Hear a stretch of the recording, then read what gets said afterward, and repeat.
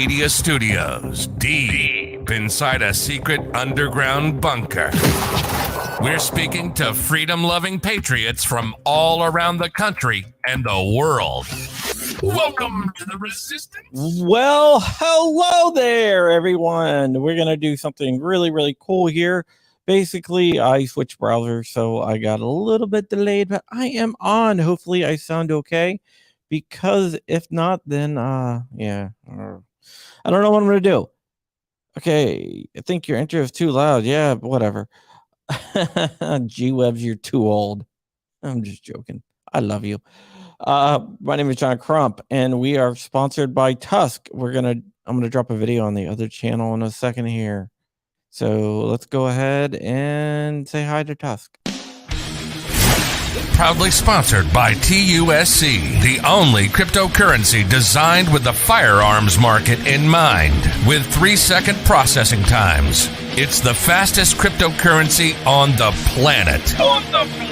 With lower transaction fees than traditional credit cards. It's perfect for your e-commerce needs. For gun guys, by gun guys. Visit TUSC.network for more information and join the digital revolution.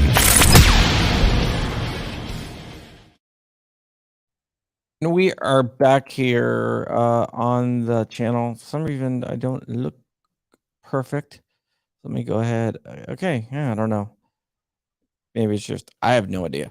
I don't know. Do I look okay? Maybe it's my thing. I don't know. Let's bring on Rich and everyone else. Rich, how are you doing, buddy? Hi, John. Let's go ahead and bring on Gunworks. And our guest, Toby from Cape Gunworks. How you doing? I'm doing great, guys. How are you? Can you hear me okay? Yeah, I can hear we're you good. just fine, buddy. Great. So I want to start this out before you get too deep in there. I'm gonna drop a video. The ATF is coming for you if you own a rare breed trigger. Just to let you guys know. I can't understand that. Yeah, it's definitely gonna drop a video. Yeah, interesting, right? Remember how I told you that they were telling people to put them in bags and smash them? Yep. Or they were going to tell people that? Yep. And take pictures? They're telling people put them in the bag and smash them and take pictures. Whoa! And when they all get the same picture, is that okay?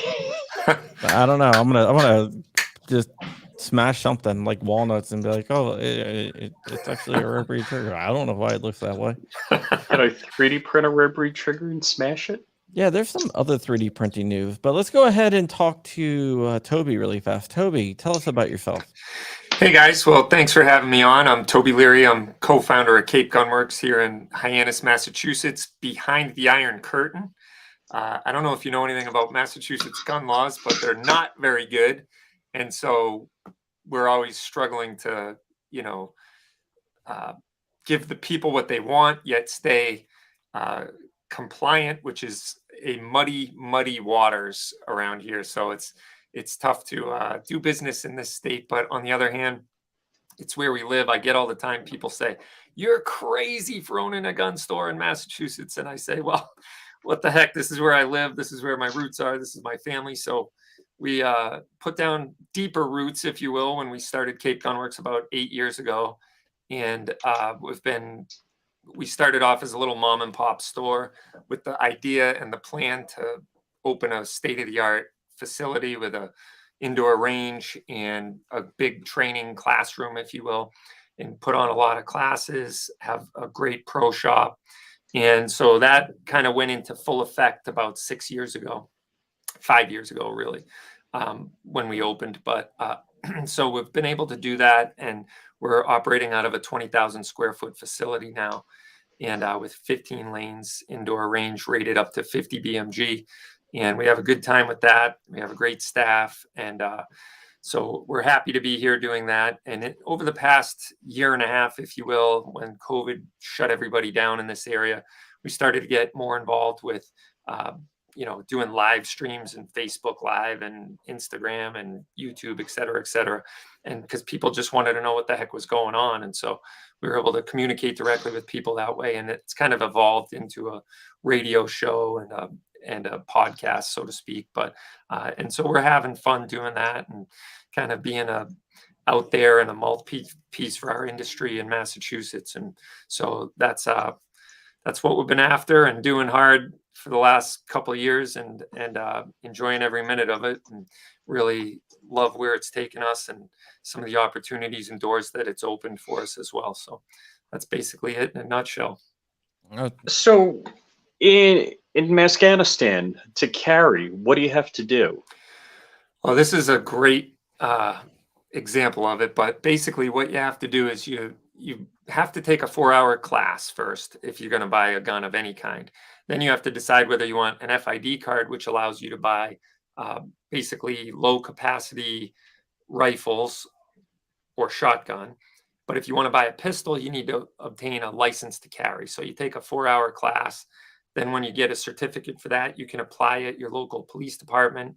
And depending on the mood of your chief, or where he feels politically whether or not you should have a gun, he is the sole arbiter of whether or not you get a unrestricted license to carry, or maybe you just get stuck getting an FID card, or you can get an unrestricted license to carry as well. And then that process takes about 2 to 3 months to get it done. Wow.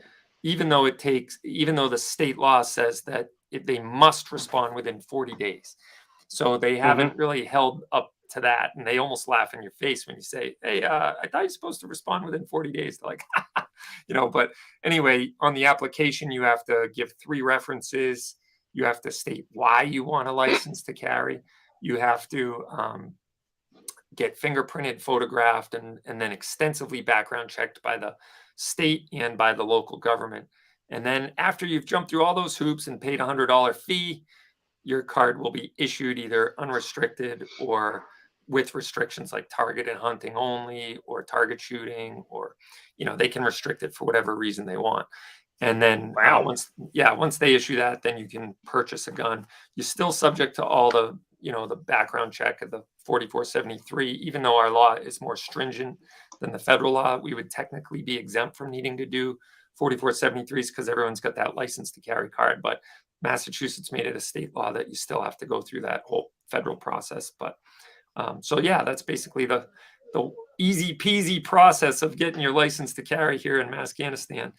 And so, all right, is Massachusetts a shall issue or a may issue state?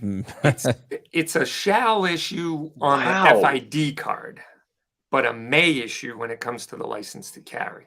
So we're all kind of holding our breath for that, New York State Pistol and Rifle Club versus Bruin, hoping that, the may issue side of things gets kind of struck down. Well, so. I'm a refugee from New York, living in Florida.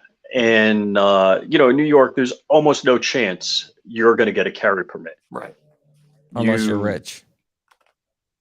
Meaning wealthy, not me. Yes.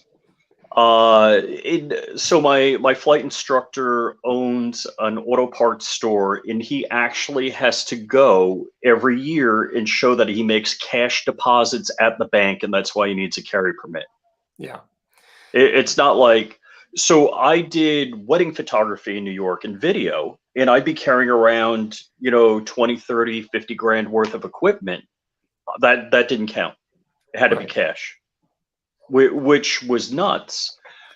And I've said this story a couple of times. I was working as a consultant in Minneapolis, and I got my first carry permit in the state of Minnesota. And as a non-resident, Minneapolis is Hennepin County, which I think it's a shall issue, but the sheriff waits to the absolute last day that he can to send it out and approve it. And if you didn't cross a T or dot an I, he's going to send it back. And he's also going to charge more than anybody else. So as a non-resident, I was able to go to another county that had a friendly sheriff that wanted to give permits, that almost as soon as you filed the form, that later that day, the paperwork was getting approved, and he charged less, which was crazy. And now I live in Florida, which not only is it a good state to be in, but it's a good state to get a non-resident permit because of reciprocity. Right. Yeah. Yeah. We offer the class here all the time for that. Like people who want to travel and whatever, we do the Florida non-resident class. So that they get that reciprocity, and the Utah, of course, but the Florida is great because then you can carry in Utah. We have a ton of snowbirds from our area For sure. head down, and yeah, it's one of those processes, and it actually can get even worse than I described because some towns require live fire. They want the 4-hour class isn't enough. They say, oh, well, you got to do live fire class. So some towns you have to take a live fire class, and other towns, the chief requires a sit down with him and a face to face. And like that can take 2 months in the planning. Like, oh, well, the chief can see you next, 2 months from now on Thursday at 3:30 in the afternoon. And wow. And then you sit down with him and he says, so why do you want a license to carry? And it's like, it's my damn right. Yeah, I know. It's like, because I can. I don't know. What are you asking me for? I was reading this thing called the Bill of Rights, and it sounded interesting to me. And then if he doesn't like your answer, he can say, well, I don't think you need it for personal protection, so we're just going to restrict you to target and hunting. And I don't mean to be a complete dick here. I've never needed a gun for protecting anybody I know, but I'd rather have it and not need it. So it would be tough. Like if somebody said, well, why do you need it for personal protection? I'd be like, shoot, I don't know. I don't have a team of ninjas stalking me at the moment, but just in case, right? Like, why do you need it for personal protection? Why do you have to be such a bitch? Good answer. Good answer. That would wrap up the meeting pretty quick, I'm sure. But you're right. I mean, it's ridiculous. It's like, let me ask a question. Do I have to do this if I'm going to give a speech at the college? Do I have to go through the same process? Do I have to do this so that the police don't kick down my door in the middle of the night for no reason whatsoever? Do I have to do this, for if I want to go vote? Do I have to take a class, pay a fee, get fingerprinted, background checked? Oh, you're talking about your other constitutional rights? Right. Yeah. Yeah. Just curious. Like, why are we singling this out? But we all know it's easier to get a gun than a book or a salad. That's right. Yeah. Yeah. Hey, I forgot to make an announcement at the very beginning. We are going to join the Firearms Radio Network. Yay. What? Cool. Forgot to tell you. What? Dude, you whisper in my ear a little something and I don't hear that? Wow. Yeah, I told you earlier that. Well, you said we may. Yeah, well, it might be. Yeah, we're definitely joining the Firearms Radio Network. So does that mean we're not going to be able to say whatever we want? We can say whatever we want. What about all the bad words we say most of the time when we have Richard Hoffman on? Well, I would rather have Richard Hoffman on, and he comes with those bad words. Well, cool. That's cool. We are very PG-13 show. Unless we're like Richard a shall issue PG-13. Yeah. Or is it may issue? Until we have Richard Hoffman on, then we're a may issue with Richard, because he's like he's got a blistering vocabulary, huh? Oh yeah, yeah. Oh, you're not familiar with the Hoff. Not yet. I'll have to. I often make the joke that someday I want to get him liquored up so I can really hear what his opinions are without him holding back. Nice. Yeah, Hoffman is he's cool. So for all those that don't know, so does that mean no retirement? No, 100K says I'm done. I'm out. I'm punching out, guys, on my other channel. Probably still do this one. No, but for those that don't know, our friend Shooting Gallery New England works for Cape Gunworks. True story. And he's naming one of his triplets after you, Toby. I would be honored. I would be honored. Wait. Does Toby know the video? I don't know. Joe's gonna kill me if I play it. Rich, It's a done deal. Joe is Rich, definitely don't going to play kill it. you. Commander Brown, Detroit Urban Survival Training.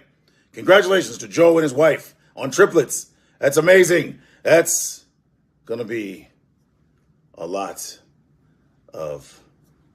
It's a lot of amazing that you guys are gonna work together because it's gonna be a lot. It's wow. So, as far as what John let me know, and that is that you're in a furry club.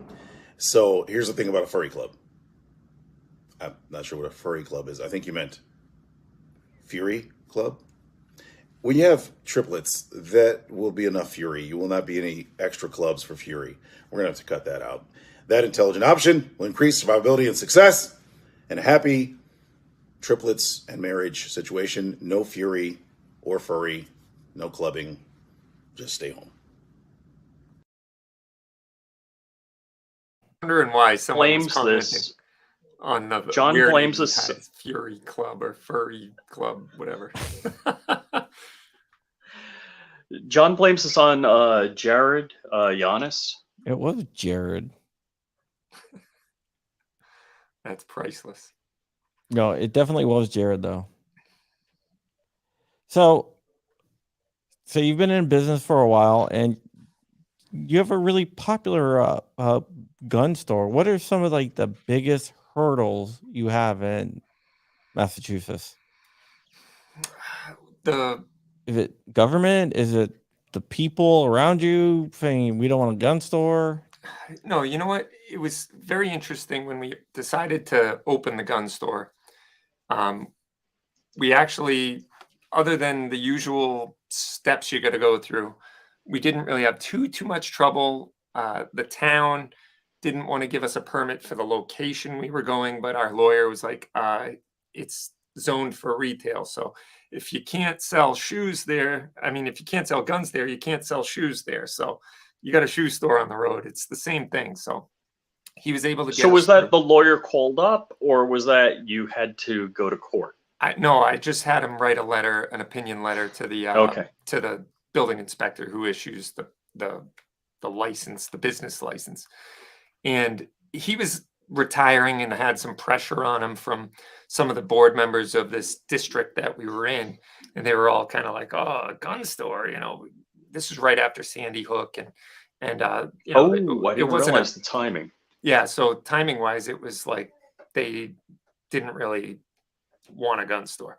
And we didn't want to open the type of gun store that we were opening, but we knew we couldn't sell the big dream to a bank until we at least had a customer or two. You know what I mean? Like we had to get some momentum going. So we opened the little, 1,500 square foot, regular old storefront gun store that you see everywhere in America, knowing that we wanted to build this facility. And we started looking for a big building, and we tried to sell the dream to banks, and they were kind of like, yeah, right, kid, come back. When you grow up, like there was no chance a bank was going to finance it until we had some serious momentum.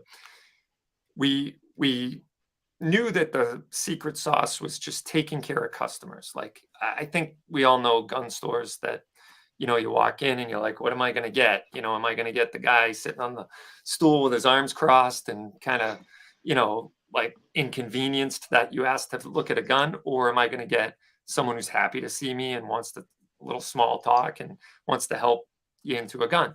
So we knew we just had to take care of the customer, and the rest would kind of take care of itself. And that's what we did. And we ended up having a very good, I would say, customer base. And then we sold the dream directly to the customer base. We said, look, we want to build this state-of-the-art range. We know our area needs this. We want to be a resource for our state and our community and be a good example of what a responsible gun owner is in the community, and have a good, safe, well-lit, modern place to shoot.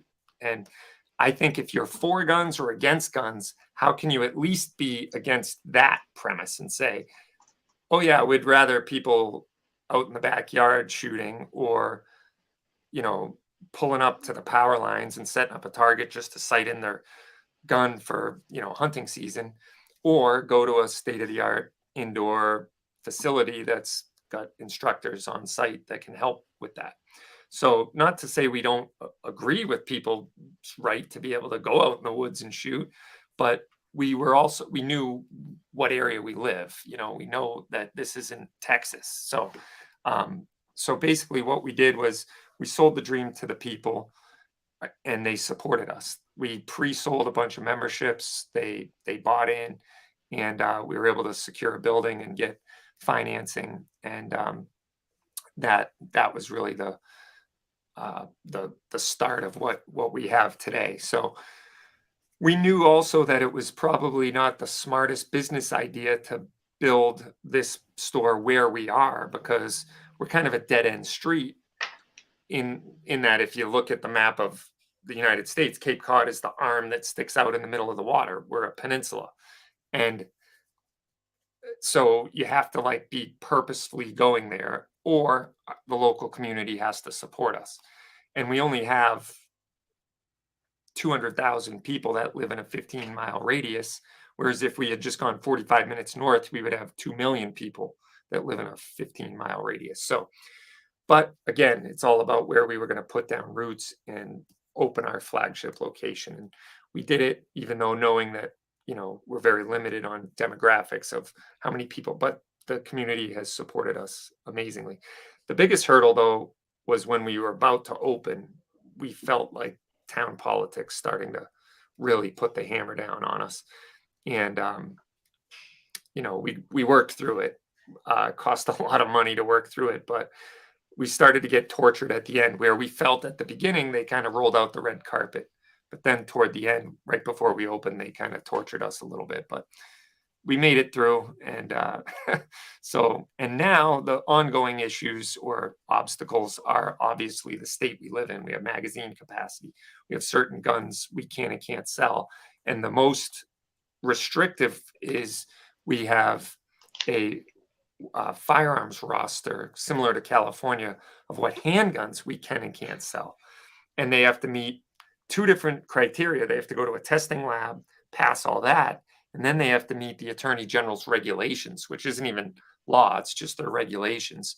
And once they meet all those criterias, we can then sell them. And so is that you can have like Gen 3 Glocks, but not Gen 4 or Gen 5? It's actually Gen 2. We're all the way back to Gen 2 Glocks. Yeah. Are you serious? Gen 2? Gen 2 or earlier. In some cases, Gen 2.5, because it was right when I think it was 1998 is when the cutoff date was. So yeah, it's when the approved weapons roster kind of came in. And the funny thing is, here's a perfect example of the 2 different lists of guns, if you will. The Gen 4s and 5s are actually on the approved weapons roster for Massachusetts, but they don't meet the Attorney General's regulations. And well, especially the Gen 4 doesn't, because they don't consider the extractor a loaded chamber indicator, even though it is. They changed that with the Gen 5, and they actually call it a loaded chamber indicator, but Glock has been once bitten and now they're twice shy. So they won't send an affidavit to the Attorney General's office and say that the gun now meets the Attorney General regulations. So we still can't sell Glocks to civilians, only to law enforcement who are exempt from the Attorney General's regulations. And the worst part is if you call the Attorney General's office and say, hey, can you send me the list of guns that I can sell in the state? They're like, there's no such list. And I'm like, I did this when I first became a gun dealer. And I'm like, wow, what do you mean there's no list? And they're like, yeah, there's no list. It just has to meet our regulations. And I'm like, but that's ridiculous. And they're like, we know, but good luck with that. And they're like, oh, manufacturers know what guns can and can't be sold in mass. And I'm like, well, this is ridiculous. You're setting me up for failure. Imagine that, the government setting you up for failure. So they have top secret rules. I mean, they obviously have a list, because if a Gen 5 Glock is on the list but not approved, they obviously That seems to be the number one item. Like, this goes back to 98 when our attorney general, like, and Gun Owners Action League, the kind of the affiliate of the NRA here, the state organization that really tries to hold the government accountable, paid $80,000 for Freedom of Information Act as it relates to this approved weapons roster. And they found that all of the back channel emails between, these government officials and everything had nothing to do with trying to keep people safe. It was just a way of doing a backdoor gun ban. And that's what the evidence showed. And so they weren't at all interested in actually keeping the consumer safe under the Consumer Protection Act. That's what they cite. But it was more, what's the most popular gun in the world? Oh, Glock is? All right, so we got to go after Glock. So they didn't want Glock to be sold because it would naturally reduce the amount of guns that could be sold in the state.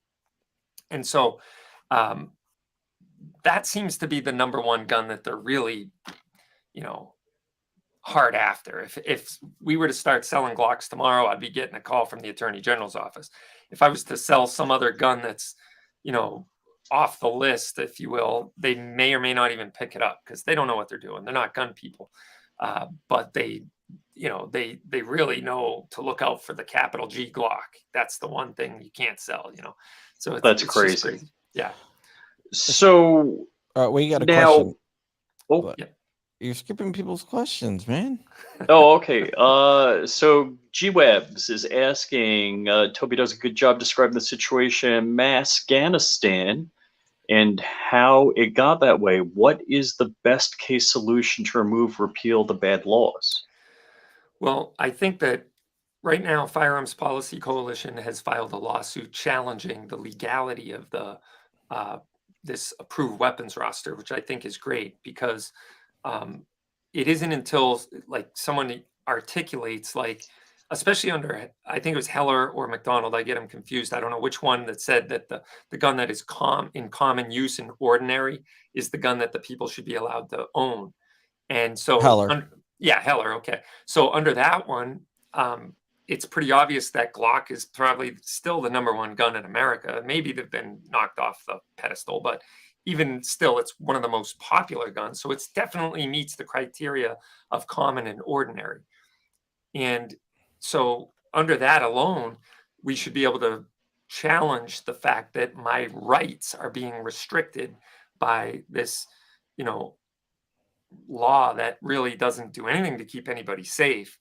And it only is a way of filtering or reducing the amount of firearms that can be legally sold in Massachusetts. It has zero. And the amazing thing is the Attorney General, when he sent out the letter in 1998, he said, because Glock doesn't have a loaded chamber indicator, it is an unsafe gun for you to own. And everyone should go right now and turn these guns into their local dealer where they bought them. Glock has agreed to buy them back.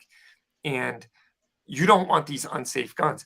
Meanwhile, they make the law enforcement community exempt from the Attorney General's regulations. So now what they're saying without saying is we want our cops to run around with these unsafe guns because 65% of police departments are using Glock. And so they're actually saying we want law enforcement to have unsafe guns, but they're too unsafe for the people to have. So go ahead and turn your gun in. It's just unbelievable. And that alone should cause it to be immediately dismissed, if you ask me, that it's an unsafe gun.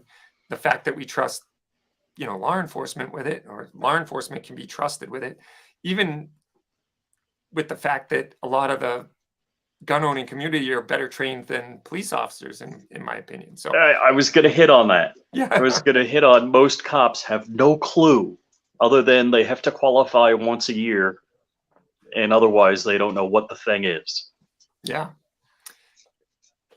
So there you have it. That's basically the gun laws in a nutshell in Massachusetts. Actually, that's the tip of the iceberg, really. And they're all just as ridiculous. So now you can have a Polymer 80. You can build a Polymer 80 in Massachusetts, right? Yeah. So here's the crazy thing, and I could even buy a Glock frame, if you will. If I found one on Gun Broker, had it shipped into a local gun dealer, and they can do a transfer. Massachusetts does not recognize a frame as a firearm, even though the feds do. Right. That's crazy. It's incredible. And so the only way it's a gun under Massachusetts law is when it goes bang. So if you buy a frame and then you buy a slide or a polymer 80 and you mill it all out yourself, and then you put it all together and it goes bang, now you have 7 days to register the gun with the state. And there's no law that says you can't own any gun. So I can own guns that are off the list. You know, if there's like Desert Eagle, if you will, or say a Taurus Judge that's not on the list. I move here from some other state. I can bring it with me. I register it when I get here. And now I can even sell it privately. I just can't sell it through a dealer, which is crazy. Like the dealer that does the background check can't sell the gun. But the two guys who want to sell it to each other, that's perfectly legal. So there's no law that says I can't own the gun. There's just a law that says a dealer can't sell it to you. So I have a serious question here, and this is one that would probably clear up a lot of information for everyone out there. How much crack were the guys smoking when they came up with these laws? I totally agree with you there. And the perfect example is this is what happens when non-gun people decide to wade into the deep end of the pool and start to try to make laws that make sense to non-gun people, but don't make sense to gun people, because we're all like laughing our collective asses off over here. But yet the ignorance is glaring when it comes to, and they really can't get it right. I mean, they can't get it right no matter what they do. And you'll just take even people who propose this stuff federally, they're all cut out of the same cloth. Really, the end result is, how do we ban guns? And this is just the incremental process. It's the camel under the tent. And so, it's the little steps. Yeah, it's the little drips. steps. Death by 1,000 cuts, Yep. Somebody was watching Ho Chi Minh because they probably share the same political ideology as him. He's the one that said death by 1,000 paper cuts. I can't buy a Gen 5 Glock in Massachusetts, but I could have a Gen 5 Glock frame sent to your store, buy it, do a Fed 4473 on it, and then say, hey, that slide over there looks real cool. Can I have that slide in barrel assembly? Yeah, absolutely. There's definitely no law that prevents us from doing that.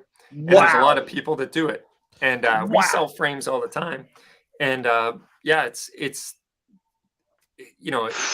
and it's one thing I'm thankful for. Let's put it that way, that their ignorance has allowed us a little bit of a workaround, as inconvenient as it is. But anyway. That's almost as crazy as the Colorado magazine, law where you can't buy it assembled, but you can get it unassembled and assemble it yourself. I mean, it's just a spring, a follower, and a base plate. Yeah. Because somehow that makes I don't get it. I'm thankful that good gun cranks don't actually make laws. Let's put it that way. Well, I'll tell you what, it seems to me that some of these stupid laws are getting better and better. Or more savvy people are writing them. And when I say better and better, that was the wrong choice of words. More gun knowledgeable people are writing them. Yeah, not in Massachusetts, thankfully. We've been at like this Mexican standoff in Massachusetts. No new laws have emerged in the last 4 or 5 years, and no favorable gun laws have come out in the past 4 or 5 years either. So I think they're kind of at this impasse, even though every year in every legislative session, the usual suspects, all the usual gun banning senators and congressmen propose their bill to ban handguns, to ban, pre-ban magazines to ban semi-automatic, you know, everything, and they don't usually make it out of committee, thankfully. So. Right. So G-Webs has got another question. He's asking, do you get feedback from the shop customers on the two-way element of your efforts online? I guess I do in the comments. I do in the reviews of our shop. I do in the,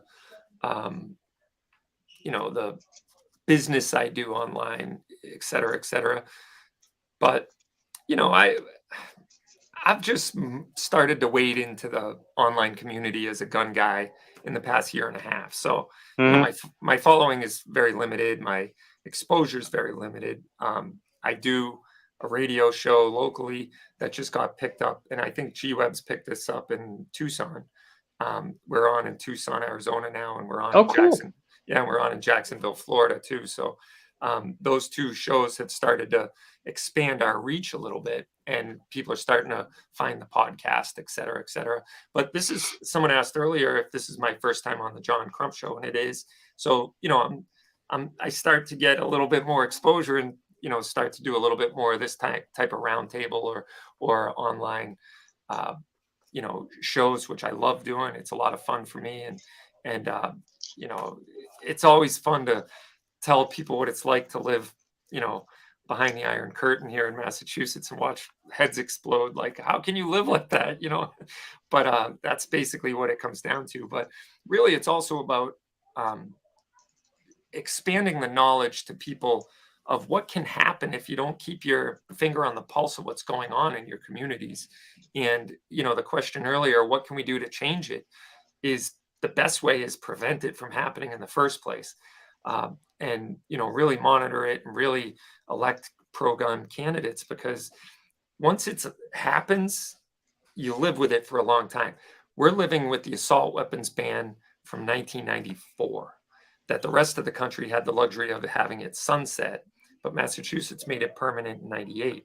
So that's really my role now, is just educating people. And the last 2 years has been a lot of people, like you said earlier, Rich, the people who thought it was easier to get a library book than it was to buy a gun. Those people walking in our gun store, like deer in the headlights, looking around like, I'd like to buy a gun. How do I do that? And it's like, okay, you got a minute? I'm going to sit you down and tell you. And then when I tell them, they're just about in tears. Like, are you kidding me? Like, I need a gun now. Things are getting crazy. Oh no! Yeah, oh no! Like, dang it! You know, you should have thought of that. That's my favorite Simpson episode. Right? Yeah. What's that? So now you understand. Yeah, exactly. Hey, Rich, I got something to tell you. Oh no, Wolverines! What?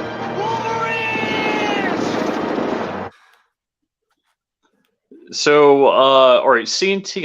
I read this 4 or 5 times, and I'm not sure I understand what he's saying. He says DLD After Dark.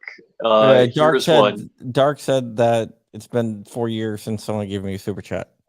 Oh, okay. And then it says, John, email me where to send the money so I can get a dust to do a video for me. So that's cameo.com, right, John? Yeah, but he wants me to come up with something for him. Oh, okay. Yeah. CrumpySS at gmail.com. There you go. So just to finish the crazy, and I often have a saying about the ATF, like people are like, oh, well, do you think the ATF will this? Do you think the ATF will that? I'm like, I say, don't put your stuff in crazy. And that's how I relate to the ATF. Because I'm not crazy, I think like a normal human being, so I can't tell you what the ATF is going to do or say on things. So I guess the last bit of crazy I want to ask you, and before we hit on that, Afghanistan is the land of the free compared to New York, where I grew up. Because in Long Island, there was no way you're going to even own a pistol, forget about getting a carry permit. And you have to get a permit for each firearm that you own in New York, and I don't know if it's that way in Massachusetts, But the last question, so it's a twofer. Do you have to get a permit for each pistol? And an AR-15, you can own an AR, but it has to be neutered. Can you tell us the neutering? Sure. Yeah, so we do not need a permit for each gun we buy, thank God. Wow. Yeah, thank the Lord. But we've gone through an extensive process to get the license to carry, and we don't need. There used to be, like, go back far enough, like when I first got my license to carry, you could take two routes. You could go the permit to purchase route, where you would need a permit every gun you bought, or you could get the license to carry, where you didn't need to ask permission every time you wanted to buy a gun. And most people ended up going the license to carry route, and they realized the permit to purchase thing was kind of just an inconvenience for everyone. Like, the police departments have enough to do. They don't need, like, you coming in every week, you want to buy a gun, and say, I'm here for another permit. So whatever, it was taxing the resources. And I think the chiefs of police finally put an end to that. But so we don't need to do that, fortunately. But it does take a long time to get the permit in the first place, the license to carry. And then the second part of the question, you can only, this is, again, it gets to the crazy, but right now, for my store to sell an AR-15, it has to be true pre-ban, pre-94, just like the assault weapons ban from the Clinton era. So we are living under that. There was a bunch of guns sold for 18 years or whatever the heck it was under the post-ban configuration in this state and in the rest of the country from 1994 until 2016. So you could still buy AR-15s. They just had to be neutered. And those were, you couldn't have a threaded barrel. You couldn't have a flash hider. You couldn't have a bayonet lug. You couldn't have a collapsible or folding stock. You're only allowed two evil features. A pistol grip is considered an evil feature, and a detachable magazine is considered an evil feature. So basically, once you had the grip and the mag, that was your two evil features, so you couldn't have the rest of them. So the post-ban configuration was basically no muzzle device, no threaded barrel, yada, yada, yada. And we sold guns like that until 2016, when our attorney general woke up one day and wanted a job in the obviously going to happen Hillary Clinton administration. And so she postured before the Democratic National Convention.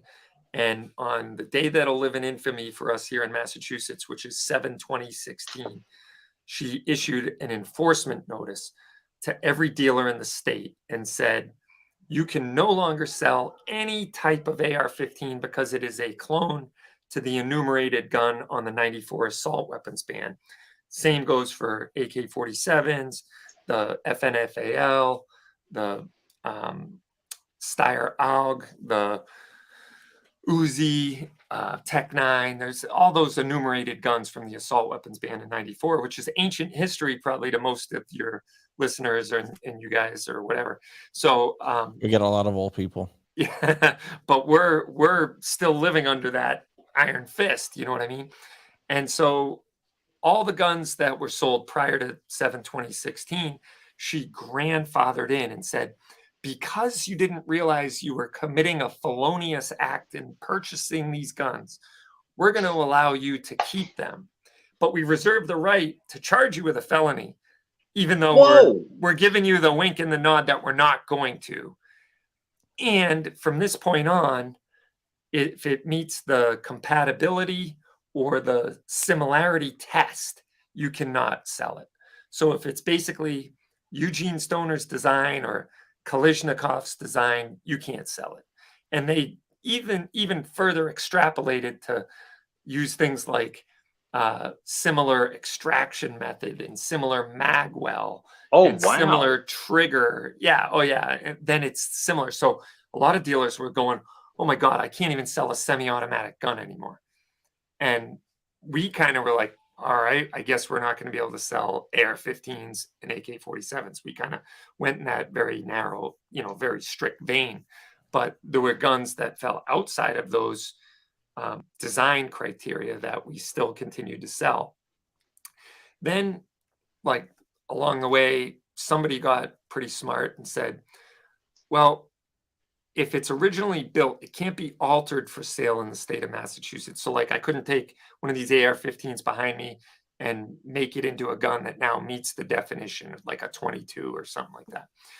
So, but if we manufacture a gun from the ground up with a fixed magazine, all bets are off. It can't be considered an assault weapon with a fixed magazine. So we started doing these fixed mag AR-15s and using like the Bear Flag Defense loaders or the Mean Arms MA loader that go in the ejection port and top load the magazine with 10 rounds. And then you pull it out of the ejection port and the round goes forward and you're ready to go. So there's been a lot of sales in that vein, and a lot of people are really like crying when they buy one, but that's the way we've been able to do around it. But the irony of ironies is once you have the fixed magazine, now you can have all the other evil features. I can have bayonet lugs and folding stocks and collapsible stocks and flash hiders and threaded barrels and all that, because if it has a fixed mag, it cannot be considered an assault weapon. So, and Toby, I'm assuming that Massachusetts has an abnormally high number of bayonet injuries. well, I do feel safer sleeping at night, John, knowing that, Rich, that, the mass bayonetings have ceased to happen since this ban was put into place. I feel so much better about it, Yeah, like actually, honestly, in like a town that's like 20 minutes away from me, they actually had a bayonet charge injury, but that was during the Battle of Massachusetts. Not Massachusetts, a Battle of Manassas, also known as Battle of Bull Run. So you're saying like 220 years ago there was an issue? Yeah, there's an issue with bayonets, so I can see. And you know what? I'm assuming all of these bayonet lug bans are working, because if it's been 220 years. Exactly. Well, 220 years ago, they in Concord and Lexington, they were going to round up all the ghost guns, all those unserialized firearms from the Patriots, and Patriots shot them in the face, and it was the shot heard around the world. And they did affix bayonets too, I'm sure, but where Massachusetts, where freedom was born and went to die, all in the same place. Yeah, my great whatever grandfather was Israel Putnam, who was a general from the Battle of Bunker Hill. Putnam's still a big name around these parts. Yeah, that was I'm a direct descendant. I'm a direct descendant of a Winslow, which came over on the Mayflower. So. Yeah. So basically, our families were probably friends on the Mayflower. No kidding. Yeah. That's cool. Yeah, my ninth great grandfather was the second governor of the Plymouth colony. Which one? Well, let me get his name again. It wasn't Bradford. William Brewster. Oh, Brewster, yeah. Yeah, William Brewster. Yeah, that's what it. That's one of the towns real close to us, Brewster. Yeah, that was yep. And my ancestor was the United States' first international diplomat. So Edward Winslow brokered the peace deal between Holland and England. Nice. And, it was pretty cool. Nice. That is really cool. Yeah. So basically, you must be related to Mary Brewster, right? Probably. You go back far enough. This is cool. Yeah. Mary Brewster was in the Plymouth colony. Yeah. She cooked. I mean, not Brewster. Winslow. Susanna Winslow. Yes. Yeah. Mary Brewster was my ninth great grandmother who cooked Thanksgiving dinner with Mary Winslow. No kidding. Interesting. Who was probably, if you're from the Winslows, that's probably your so our like grandmothers from way back in the day cooked dinner. That's pretty cool. That's pretty cool. Crazy world, right? It really is. Yeah. You got to do the DNA from Ancestry.com. Find out, how it all Longlock's works. brother. Right? Yeah. Brother John. That's funny.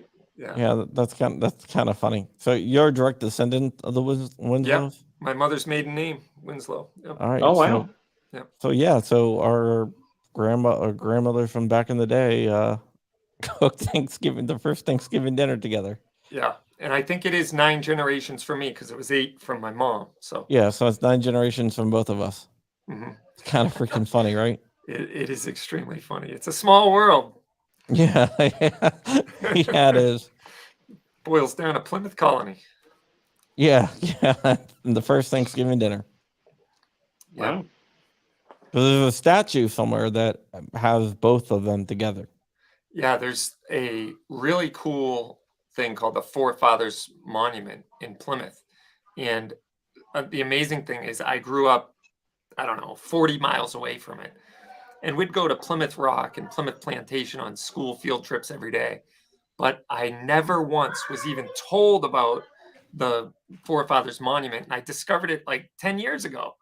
And it's this incredible monument.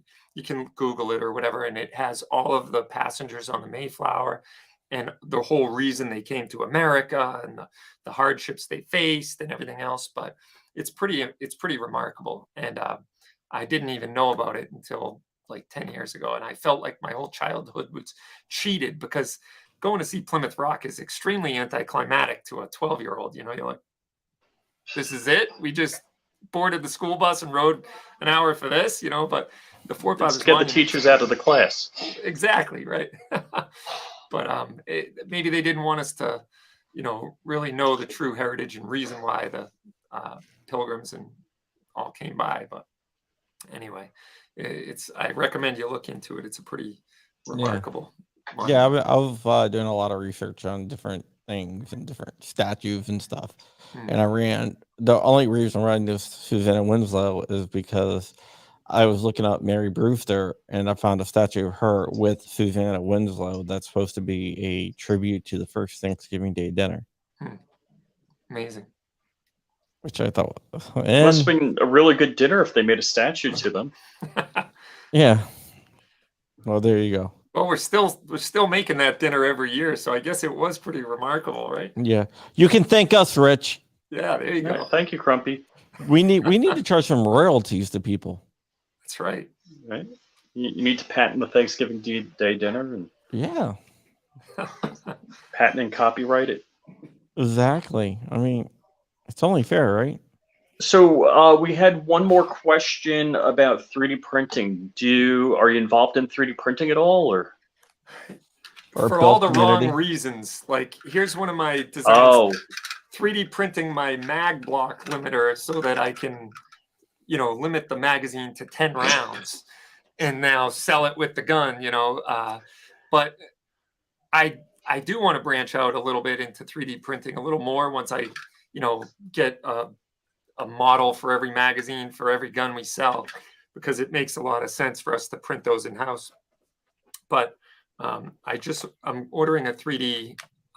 Not a 3D, a laser engraver too. So we're going to get into a little bit of that. Yeah. And we hosted the gunmakers match, regional gunmakers match here I guess about 6 months ago now. It wasn't even that long ago. And we had a good time with that. And a lot of people built their first gun, myself included. And then we went out and shot it in a friendly competition and had a great day. It was a 2-day event. And, you know, so we've just been getting into, me personally, into some of the homemade firearms, home-built firearms, which is amazingly still legal here in Massachusetts. But hopefully it'll continue to be legal nationally. We'll see how that all plays out. Yeah. But Illinois just passed a law that if you get to serialize your 3D printed firearms. Yeah. And we were not really there yet. You could still have an unserialized firearm, but you still had to register it. So if you built the gun, you had to register it and just put like NSN as the serial number. And of course, if you ever wanted to sell it, you'd have to serialize it. But well, they want you to. Well, the reason why they said that you need to serialize your 3D printed gun is to stop domestic abusers from 3D printing the gun. Oh yeah, that's exactly what they're going to think about. Yeah, if it weren't for that serial number. Yeah, Like, I can't murder you because I don't have a gun with a serial number. So, It's it's stupid. It all is. It all boils down to stupid. It really does. I mean, I don't know if you collectively add up all the federal and state gun laws. Someone once pitched a number of like 30,000 gun laws and regulations that we have to deal with between federal, state, and regulations. And 30,001 isn't going to make anyone a little safer. You know what I mean? It just doesn't work. I think it's a proven failure, and half the country's getting it right and realizing that. And then you have states like ours. My car has a serial number on it, and it doesn't run red lights, doesn't speed, and doesn't park in tow-away zones. It's amazing what serial numbers do. Yeah, those serial numbers. Yeah, keeping us honest. Oh boy, I got a bad joke, but I probably shouldn't make it on the air. Yeah, probably not. That's probably like a bad idea. Serial numbers have stopped so many crimes in the past, Mm-hmm. The ghost guns, right? They're Casper the ghost guns. I always say it all the time, repeatedly, like, if you're already committing murder and mayhem and you're owning the high capacity magazine illegally and you stole the gun and obliterated the serial numbers and, et cetera, et cetera, et cetera, there's no law that you can create that is going to, I know I'm preaching to the... You can't fix evil. Yeah, that's right. It's pure evil. And the point, there's more murder, homicide in England where they don't have firearms. The difference is they beat you to death. I'm like, I think I'd rather be shot. I want to die in my sleep, like when I'm old. Well, if I had a choice of being shot in the States versus beaten to death, pummeled to death in England, I'll take getting shot in the States. Yeah, no doubt about it. No doubt. Yeah, it's just one of those things where it's just not... I mean, I don't know, man. Politicians confuse me. But then again, they probably confuse everyone, so there is that. All right. Well, we got to get out of here. I'm going to start my premiere on my other channel because this one is going to probably be controversial because it always is when I do that about a certain company.